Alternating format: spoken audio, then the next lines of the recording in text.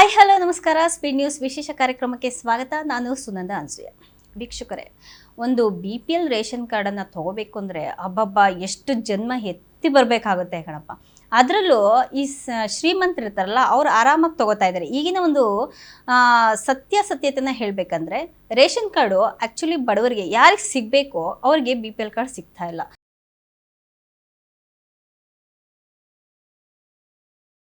ಅಂದರೆ ಅದು ration card ಗೌರ್ಮೆಂಟ್ನವ್ರು scheme ಮಾಡಿದ್ದಾರೆ, ಅದು ಬಡವರಿಗೆ ತಲುಪಬೇಕು, ಅದು ಬಡವರಿಗೆ ತಲುಪ್ತಾ ಇಲ್ಲ, ಅದು ಶ್ರೀಮಂತರ ಕೈಗೆ ಸಿಗ್ತಾ ಇದೆ. ಅಂದರೆ ರೇಷನ್ ಕಾರ್ಡ್ ಮಾಡಿಸ್ಕೋಬೇಕಂದ್ರೆ ಫ್ರೀಯಾಗಿ ಯಾರು ಮಾಡಿಕೊಡಲ್ಲ. ಒಂದು ರೇಷನ್ ಕಾರ್ಡ್ ಮಾಡಿಸ್ಕೋಬೇಕಂದ್ರೆ 5,000, 6,000, 10,000 ಹಿಂಗೆ ದುಡ್ಡಿಸ್ಕೊಂಡು ರೇಷನ್ ಕಾರ್ಡ್ ಮಾಡಿಕೊಡ್ತಾ ಇದ್ದಾರೆ. ಅಂಥದ್ರಲ್ಲಿ ಬಡವರು ಹೆಂಗ್ರಿ ರೇಷನ್ ಕಾರ್ಡ್ ತೊಗೊಂಡು ಅದರಿಂದ ಆಗುವಂತಹ ಒಂದು ಏನೇನು ಸಿಗುತ್ತಲ್ಲ ಸವಲತ್ತುಗಳನ್ನು, ಸರ್ಕಾರದಿಂದ ಸಿಗುವಂತಹ ಸವಲತ್ತುಗಳನ್ನು ಯಾವ ರೀತಿಯಾಗಿ ಉಪಯೋಗ ಮಾಡ್ಕೊಳ್ಳೋಕ್ಕಾಗುತ್ತೆ ಹೇಳಿ.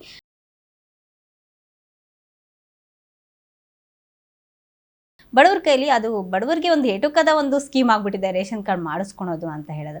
ಅದರಲ್ಲಿಯೂ ಗೌರ್ಮೆಂಟ್ ಈಗ ಒಂದು ಪ್ಲ್ಯಾನ್ ಕೂಡ ಮಾಡಿದೆ. ಈ ರೀತಿಯಾಗಿ ಒಂದು ನಕಲಿ ದಾಖಲೆಗಳನ್ನು ಸೃಷ್ಟಿ ಮಾಡಿ, ಅಂದರೆ ಡೂಪ್ಲಿಕೇಟ್ ದಾಖಲೆಗಳನ್ನು ಸೃಷ್ಟಿ ಮಾಡಿ, ನಮ್ಮ ಹತ್ರ ಏನೂ ಇಲ್ಲ ಅಂತ ಹೇಳ್ಕೊಂಡು ಎಷ್ಟೋ ಜನ ದುಡ್ಡು ಕೊಟ್ಟು ರೇಷನ್ ಕಾರ್ಡ್ನ ಮಾಡಿಸ್ತಾ ಇದ್ದಾರೆ.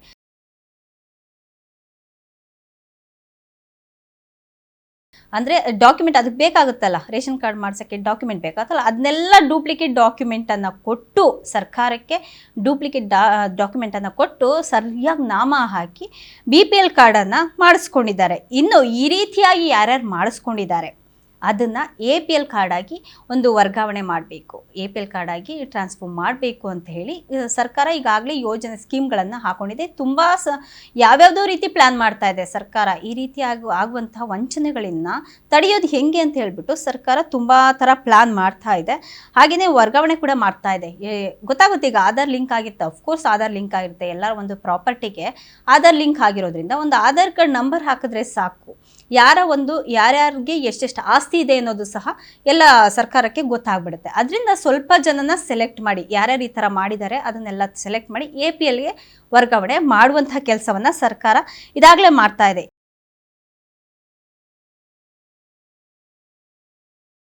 ಇದ್ರ ಜೊತೆಗೆ ಈಗ ನಮ್ಮ ಆಹಾರ ಸಚಿವರಾದಂತಹ KH ಮುನಿಯಪ್ಪ ಅವರು ಒಂದು ಗುಡ್ ನ್ಯೂಸ್ ಅಂತಲೇ ಹೇಳ್ಬೋದು, ಗುಡ್ ನ್ಯೂಸನ್ನು ಕೊಟ್ಟಿದ್ದಾರೆ.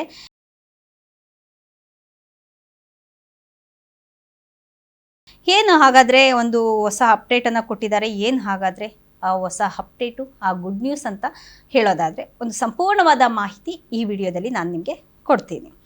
ಏನಪ್ಪ, ಪಡಿತರ ಚೀಟಿ ಇದೀಗ ಇಶ್ಯೂ ಮಾಡ್ತಾ ಇದ್ದಾರೆ. ಅಂದರೆ BPL ಕಾರ್ಡನ್ನು ಇಶ್ಯೂ ಮಾಡೋದಕ್ಕೆ ಸ್ಟಾರ್ಟ್ ಮಾಡ್ಕೊಂಡಿದ್ದಾರೆ ಗೌರ್ಮೆಂಟ್ನವರು.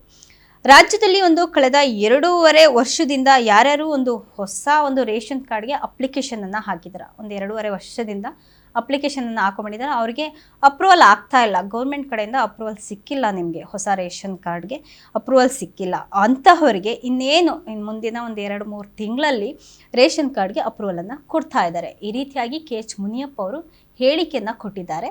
ಯಾವುದೇ ರೀತಿಯಾಗಿ ಬಡವರು ಭಯಪಡುವಂತಹ ಅವಶ್ಯಕತೆ ಇಲ್ಲ, ಧೈರ್ಯವಾಗಿ ಅಪ್ಲಿಕೇಶನನ್ನು ಹಾಕಿ BPL ಕಾರ್ಡನ್ನು ತಗೋಬಹುದಾಗಿದೆ.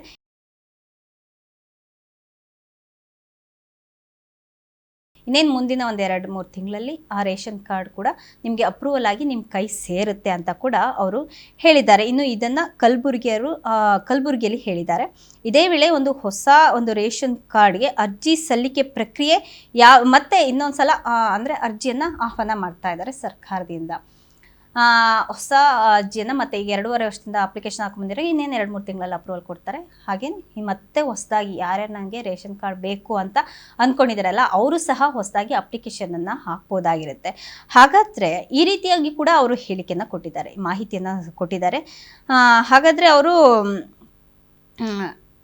ಹೊಸ ರೇಷನ್ ಕಾರ್ಡ್ ಜೊತೆಗೆ ಕರೆಕ್ಷನ್ನು, ಹೊಸ ರೇಷನ್ ಕಾರ್ಡ್ಗೂ ಅಪ್ಲಿಕೇಶನ್ ಬಿಟ್ಟಿದ್ದಾರೆ, ಜೊತೆಗೆ ಕರೆಕ್ಷನ್ ಅಂದರೆ ಹೊಸದಾಗಿ ಸೇರಿಸೋ ಅಂಥವ್ರು ಯಾರಾದರೂ ಕುಟುಂಬದಲ್ಲಿ ಫ್ಯಾಮಿಲಿ ಹೊಸದಾಗಿ ಬಂದಿರ್ತಾರೆ ಅಂಥವನ್ನ ಸಹ ಹೊಸದಾಗಿ ಕಾರ್ಡ್ಗೆ ಸೇರಿಸುವಂಥ ಕರೆಕ್ಷನ್ ಮಾಡಿಸುವಂಥದ್ದು ಸಹ ಈಗ ಇನ್ನೇನು ಅಪ್ಲಿಕೇಶನ್ ಬಿಟ್ಟಿದ್ದಾರೆ. ಒಂದು ಸುಮಾರು 2.5 ಲಕ್ಷದಿಂದ 3 ಲಕ್ಷ ಅರ್ಜಿಗಳು ಇದೀಗ ಇದುವರೆಗೂ ಬಾಕಿ ಇದ್ದಾವೆ. ಅಂದರೆ ಇದುವರೆಗೂ ಬಾಕಿ ಇರೋದು 2.5 ಲಕ್ಷದಿಂದ 3 ಲಕ್ಷ ತನಕ ಅಪ್ಲಿಕೇಶನ್ಗಳು ಹಾಗೆ ಇಟ್ಕೊಂಡಿದ್ದಾರೆ ಸರ್ಕಾರದವರು. ಅಪ್ಲಿಕೇಶನನ್ನು ಕೊಟ್ಟಿಲ್ಲ, ಎಲ್ಲವೂ ಸಹ ಪರಿಶೀಲನೆ ಮಾಡಿ ಹೊಸ ಪಡಿತರ ಚೀಟಿಗಳನ್ನು ಇನ್ನೇನು ಶೀಘ್ರದಲ್ಲೇ ವಿತರಣೆ ಮಾಡ್ತಾರೆ. ಅಂದರೆ ಅದೆಲ್ಲ ತನಿಖೆ ಮಾಡ್ತಾ ಇದ್ದಾರೆ. ಅದರಿಂದ ಮಾಡಿಬಿಟ್ಟು ತನಿಖೆ ಮಾಡಿಬಿಟ್ಟು ನಿಮಗೆಲ್ಲ ರೀತಿಯಾದಂತಹ ಒಂದು ಅಪ್ಡೇಟನ್ನು ಕೊಡ್ತಾರೆ. ಹಾಗೆಯೇ ಹೊಸ ಒಂದು ರೇಷನ್ ಕಾರ್ಡ್ಗಳನ್ನು ಮತ್ತು ಕರೆಕ್ಷನ್ ಕಾರ್ಡ್ಗಳನ್ನು ನಿಮ್ಮ ಕೈ ತಲುಪುವ ರೀತಿಯಲ್ಲಿ ಮಾಡ್ತಾ ಇದ್ದಾರೆ ಸರ್ಕಾರ. ಹಾಗಾದರೆ ಹೊಸ ಅರ್ಜಿ ಸಲ್ಲಿಕೆ ಯಾವಾಗ ನಡೆಯುತ್ತೆ, ಯಾವಾಗ ಮಾಡ್ತಾರೆ, ಮತ್ತೆ ಹೊಸದಾಗಿ ರೇಷನ್ ಕಾರ್ಡ್ಗೆ ಯಾವಾಗ ಅಪ್ಲಿಕೇಶನನ್ನು ಹಾಕ್ಬೋದು ಅಂತ ನೋಡೋದಾದರೆ, ಇದೇ ವೇಳೆ ಒಂದು ಹೊಸ ಪಡಿತರ ಚೀಟಿಗೆ ಅರ್ಜಿ ಸಲ್ಲಿಕೆ ಮಾಡೋದು. ಮೊದಲು ಹೊಸ ಪಡಿತರ ಚೀಟಿಗೆ ಅರ್ಜಿ ಸಲ್ಲಿಕೆ ಮಾಡಿದವರಿಗೆ ಪಡಿತರ ವಿತರಣೆ ಮಾಡಲಾಗುತ್ತೆ. ಇದು ಪ್ರಕ್ರಿಯೆ ಜನವರಿ ಅಂತ್ಯದೊಳಗೆ ಮುಗಿಯುತ್ತೆ. ಮುಂದಿನ ತಿಂಗಳು ಫೆಬ್ರವರಿಯಿಂದ ಒಂದು ಹೊಸ ಪಡಿತರ ಚೀಟಿ ಅರ್ಜಿ ಸಲ್ಲಿಕೆಗೆ ಅವಕಾಶ ಕಲ್ಪಿಸಲಾಗುತ್ತೆ. ಅಂದರೆ ಈಗ ಯಾರ್ಯಾರು 2.5 ವರ್ಷದಿಂದ ಅಪ್ಲಿಕೇಶನ್ ಆಗಿದಾರಲ್ಲ ಅವ್ರಿಗೆಲ್ಲ ಕಾರ್ಡ್ ಸಿಗುತ್ತೆ. ಕಾರ್ಡ್ ಸಿಕ್ಕು ಈಗ ಜನವರಿಯಲ್ಲಿ ಫಸ್ಟ್ ರೇಷನ್ ನಿಮಗೆ ಸಿಗುತ್ತೆ. ಕಾರ್ಡ್ ಸಿಕ್ಕಿದ ತಕ್ಷಣ ಹೋಗ್ಬಿಟ್ಟು ಫಸ್ಟು ರೇಷನನ್ನು ನೀವು ತೊಗೋಬಹುದು ಜನವರಿ ತಿಂಗಳಲ್ಲಿ. ತೊಗೊಂಡು ಆದಮೇಲೆ ಫೆಬ್ರವರಿಯಿಂದ ಒಂದು ಹೊಸ ರೇಷನ್ ಕಾರ್ಡ್ ಒಂದು ಅಪ್ಲಿಕೇಶನನ್ನು ಬೇರೆಯವರು ರೇಷನ್ ಕಾರ್ಡ್ ಯಾರ್ಯಾರಿಗಿರಲ್ಲ ಅವರು ಸಹ ಹೋಗ್ಬಿಟ್ಟು ಅಪ್ಲಿಕೇಶನನ್ನು ಹಾಕ್ಕೋಬಹುದಾಗುತ್ತೆ. ಈ ರೀತಿಯಾಗಿ ಜೊತೆಗೆ ಅಪ್ಲಿಕೇಶನನ್ನು ಹಾಕೊಳ್ಳಿ, ಜೊತೆಗೆ ಅದ್ರ ಜೊತೆಗೆ ಹೊಸ ಕರೆಕ್ಷನ್ ಅನ್ನೋದು ಕೂಡ ರೇಷನ್ ಕಾರ್ಡಲ್ಲಿ ಮಾಡಿಸ್ಕೊಳ್ಳಿ.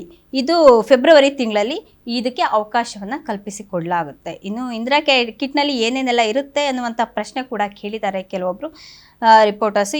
ಇಂದಿರಾ ಕಿಟ್ಟನ್ನು ವಿತರಣೆ ಶೀಘ್ರದಲ್ಲೇ ವಿತರಣೆ ಮಾಡಲಾಗುತ್ತೆ. ಜನವರಿ ಅಂತ್ಯ ಅಥವಾ ಮುಂದಿನ ತಿಂಗಳಿಂದ ವಿತರಣೆ ಮಾಡಲಾಗುತ್ತೆ. ಅಂದರೆ ಇಂದಿರಾ ಕಿಟ್ಟು ಅದನ್ನು ಸಹ ರೇಷನ್ ಇದರಲ್ಲಿ ನಿಮಗೆ ಇಶ್ಯೂ ಮಾಡ್ತಾ ಇದ್ದಾರೆ. ಇದನ್ನು ಸಹ ಜನವರಿ ಅಂತ್ಯದೊಳಗಡೆ ಒಂದು ಜನವರಿ ಒಳಗಡೆ ಅಥವಾ ಮುಂದಿನ ತಿಂಗಳಲ್ಲಿ ವಿತರಣೆಯನ್ನು ಮಾಡ್ತಾರೆ. ಅದರಲ್ಲಿ ಆ ಕಿಟ್ನಲ್ಲಿ ಇಂದಿರಾ ಕಿಟ್ನಲ್ಲಿ ಏನೇನಿರುತ್ತೆ ಅಂತ ನೋಡೋದಾದರೆ, ಆ ಇಂದಿರಾ ಕಿಟ್ನಲ್ಲಿ ಏನೇನು ಕೊಡ್ತಾರೆ, ತೊಗರಿಬೇಳೆ, ಸಕ್ಕರೆ, ಎಣ್ಣೆ, ಜೊತೆಗೆ ಉಪ್ಪು ಸಹ ಇರಲಿದೆ. ಅಕ್ಕಿ ಸದುಪಯೋಗ ಆಗ್ತಿಲ್ಲ ಅಂತ ತಿಳಿದಾಗ ನಾವು ಈ ನಿರ್ಧಾರವನ್ನು ತೆಗೆದುಕೊಂಡಿದ್ದೇವೆ ಅಂತ ಕೂಡ ಹೇಳಿದ್ದಾರೆ KH ಮುನಿಯಪ್ಪ ಅವರು. ಅಂದರೆ ಬರೀ ಅಕ್ಕಿಯನ್ನು ಕೊಡೋದ್ರಿಂದ ಎಷ್ಟೋ ಜನಕ್ಕೆ ಬರೀ ಅನ್ನ ಹೆಂಗೆ ತಿನ್ನೋಕ್ಕಾಗುತ್ತೆ ಹೇಳಿ.